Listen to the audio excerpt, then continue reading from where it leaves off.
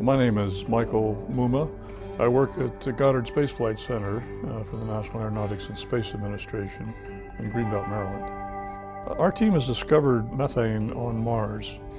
The surprising thing about methane on Mars is that first that we detect it, meaning it's recently generated, but in addition we find that it's being released from several discrete vents or sites on the planet's surface in either midsummer in the northern hemisphere or early spring in the southern hemisphere on Mars.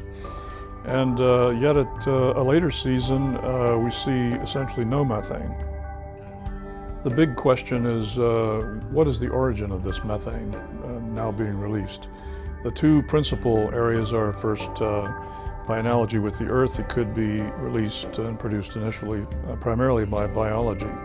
This would be microbial activity acting on certain chemicals below the surface and then producing methane as a byproduct.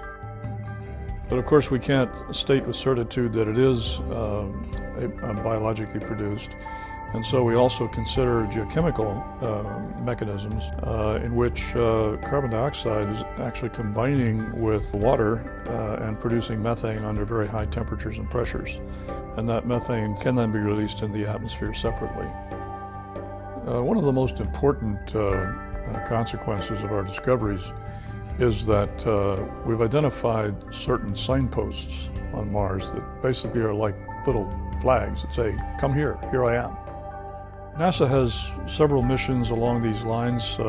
One is called the Mars Science Laboratory. One of the key objectives is to understand whether life ever arose on Mars by sampling the material on the surface and then evaluating that in terms of its origins.